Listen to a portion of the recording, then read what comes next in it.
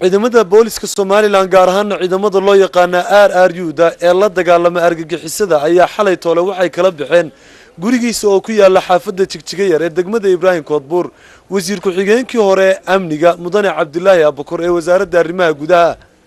haddaba gurigiisa oo ay ka muuqato rasaas badan oo xaaskiisu ii sheegtay inuu hal qof ku dhaawacmay ayaan kula kulmay isla abaare 6 iyo waxoogaa daqiiqo guriga dhexdiisa xaaskiisa ayaa ugu horeyn waxa aan weydiiyay bal inay magaceeda ii sheegto Saadiye Maxamed Cali Saadiye sidee wax u dhaceen xalay koodii barkii baan soo weeraray yaa idin soo weeraray ciidamada RRU-da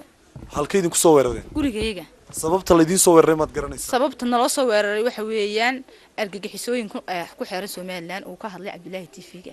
ayaa nalagu soo weeraray waxaana naloo isticmaalay hubkii argagixisada lagu isticmaalay Ingiriisku bixiyay waan gartay sidee bay ciidanku rasaasta idin ku rideen sidee bay u hujuumeen waxa idin joogay gaar baa guriga idin joogay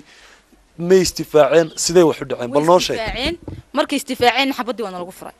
nooc walba waa nalagu isticmaalay kuwii hubka qoriyaha saarnaa wayna lagu khalkhalgeliyay nooc kasta waa nalagu riday hal nin baa ku dhaawacmay 3 xabadood baa ku dhacay uu dhiig baxay gurigii waa la jajabiyay caruurtii qordabadii baa la dhacay aniga waa leela dhacay guriga gudihiisa la igu toogtay si kasta waa naloo laayay hubka waxa nalagu riday rasaas waxa nalagu riday sun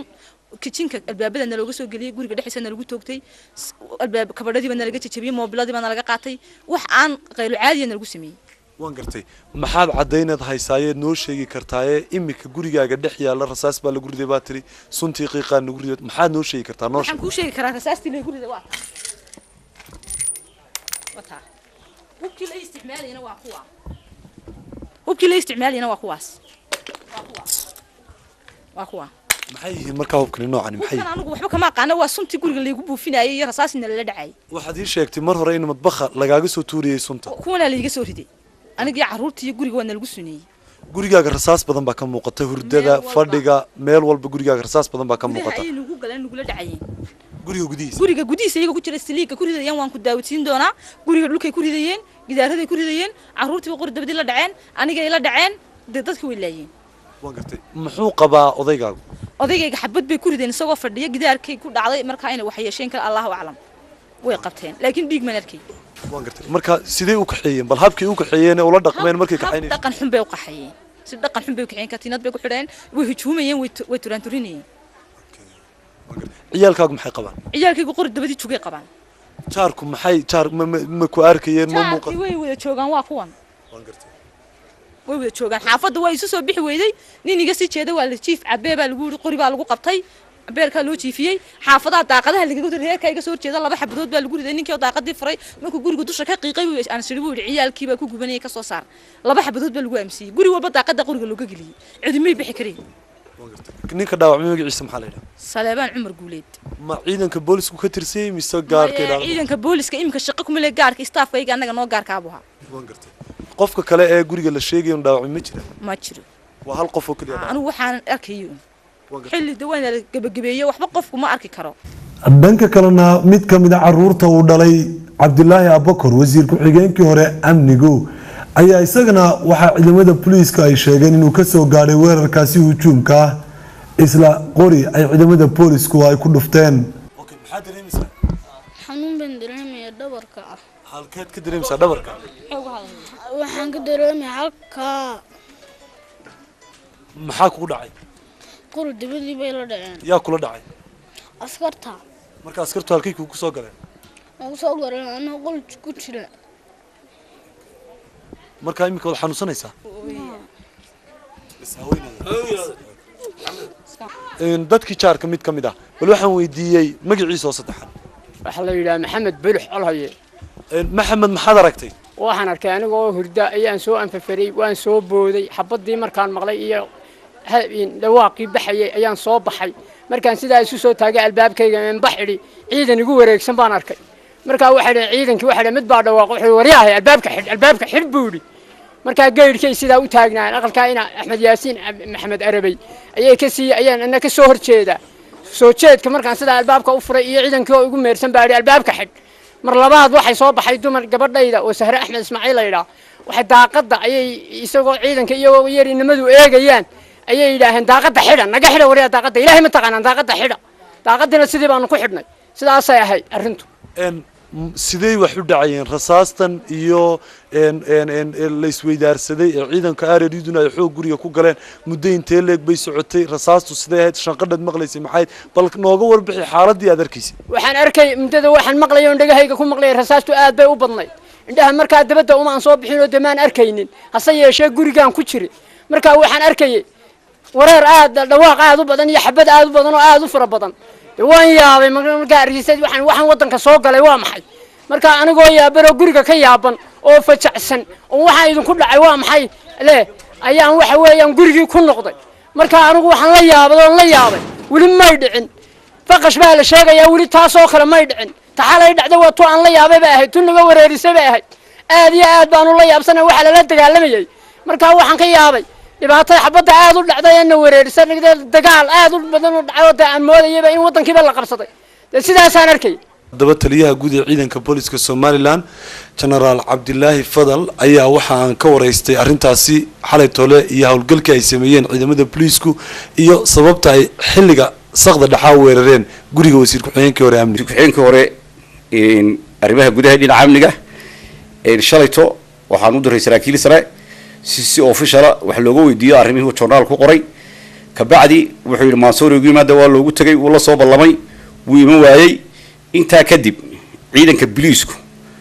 wuxuu xog ku helay in rag hubaysan ay joogaan guriga sidaas ayaa maahana weerar ee ciidanka booliisku iyagoo waajibkooda qaran fulinaya ayay hawlgalka galeen waxaana gacanta ku dhigeen wasiir ku-xigeenkii hore amniga iyo 3 nin oo kale iyo qoriyihii boobayaashii cusaaya arkaseen waa intaa weey taliye marka loo eego habkad u wajahdeen miyaanay ka habboonayn inaad magaalada ku qaban kartaan hodheelada meelaha laga cunteeyo fadhiyey meelaha shaaha laga cabo iska fadhiyey isagoo keligiiya ciidamada booliisku maadaama ay ogyihiinba xogta markuu keligii miyaan la qaban karin ama waaran ii keena buu yidhi sida la sheegayo si aan idinku imaado marka waarankiina looma geynin marka arrintaasi miyaanay ka habboonayn in maalin la galo inta dadka iyo guryaha iyo jaarka iyo magaalada dadka shacabkeed nabadgelyadooda ilaalinaysaan intaad argagax gelinaysaan horta waxaan argagax gelinayn maxamed uma jiraan ee waajibiga aynu fulinay waa loogu tagay isagoo kaligiiya oo ayaa loo tagay saraakiil sare u tagtay oo si sharaf ah loogu yeedhay wuu diiday wuu ka dhagaadeegay ciidanka booliiskuna markay helaan xog taas sidaan kugu tilmaamay article 50 ay xeerka habka ciqaabta goob kasta oo loo sheego cid dambi abaabulan wada ama cid hubaysan ama cid dambi nabadgelyo darro wada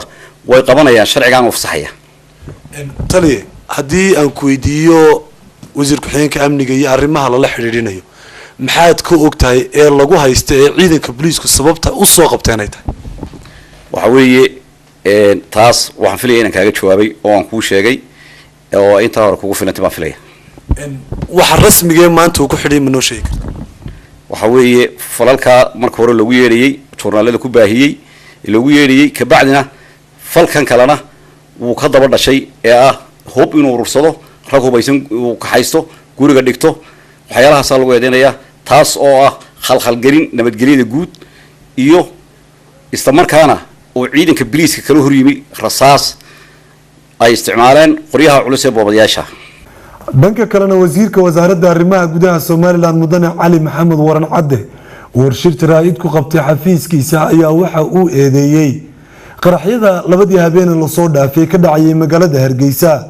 waxaanu taasi ku tilmaamay in aan loo baahnayn nabadgelyaduna ay tahay muhiim waxa la socotaan in labadan habeen uu ka dhacay magaalada ama la dhigay meela muxuu ahaay gooni ah bahashan la yiraahdo shaanida oo runtii sababteedu ay tahay in caruurta iyo maatida hurdada laga khalkhalgeliyo oo runtii xalay iyo habeen hore labadaba ka dhacday xalayna ka dhacday muxuu ahaay meesha u dhow wasaaradda muxuu ahaay ganacsiga habeen hore halka India Link ay ahayd arrintaas oo runtii sida aad ka wada warqabtaan waxay bilaabantay markii khilaafka kulmiye soo shacbaxay waxaana aad la yaab leh in rag waaweyn oo mudakara khilaafkii maamul ee u dhaxeeyay kulmiye dhexdiisa inay gaadho ama loo isticmaalo ama ay lagu fakero ragga qaarkii ku fakeraan inay khalkhalgelin nabadgelyada qarankan ay muxuu ahaayey isku dayaan marka in rag noocaas ay isku dayaan maanta inay waxyaabaha sidaas oo kale ah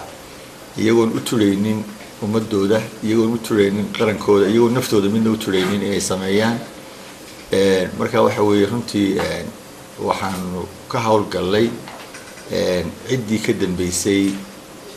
muxuu ahaayey ilaa xalayto qaraxyada waxaa ciidamada amnigu ay gacanta ku dhigeen rag dhowr ah oo loo tuhumsan yahay qaar kalena waa lagu daba jiraa waxaanay wajihi doonaan haddii la yidhahdo cadaaladda